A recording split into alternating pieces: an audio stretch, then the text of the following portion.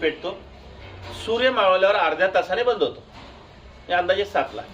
सूर्य उगल्यापासून 3 तास अंदाजे 10 वाजेपर्यंत हा अग्नी नुसता धगधगत असतो.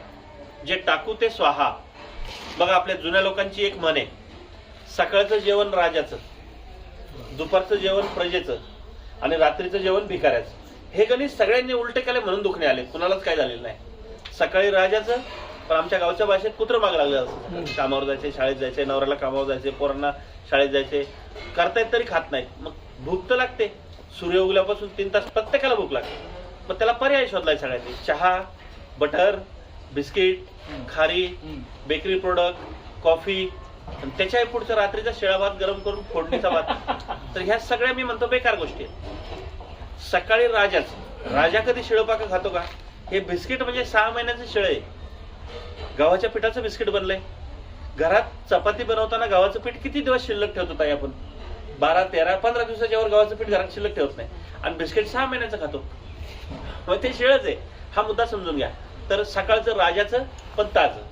मी म्हणत नाही पंचपक्वान्न, पण एक प्रकारची भाजी, काही भाकर, पोटभर. हा नाश्ता बिष्टा ब्रिटिशांनी आणलाय. आपली परंपरा नाश्त्याची नाही. सकाळी 2 आणि ते 10च्या आत खाल्लेलं रक्त निर्मिती करतं. ब्लड फॉर्मेशनला जगात गोळी नाहीये. सकाळी 10च्या आत ताजं अन्न खा, तुमचं रक्त निर्मिती होणार. तर हा बदल करायचा. आणि 10च्या पुढं दुपारचं मध्यम, आणि आता रात्रीच्या जेवणावर सगळा खेळ आहे. खरा नियम आहे सूर्य मावळल्यावर जास्तीत जास्त अर्धा तास. इथं सगळ्या शहरी लोकांची तर सगळ्यांची फसगत होते. तर रात्री 9, 10, 11, 12, 1ला पण जेवणारी मंडळी आहेत. तर काहींचं म्हणणं आहे नाही, मला असे पण प्रश्न विचारतात, नाही माझा नवरा रात्री कामावरून 10ला घरी येतो, कसं काय तुम्ही सांगताय 7ला जेवायचं? त्याला माझं उत्तर आहे का, तुम्ही ज्या एरियात राहताय त्या एरियातलं चांगलं चालणारं हॉस्पिटलचा सर्वे घ्या. त्यातल्या 50 पेशंटचा सर्वे घ्या. त्या 50 मध्ये जैन मारवाडी किती आहेत मला सांगा.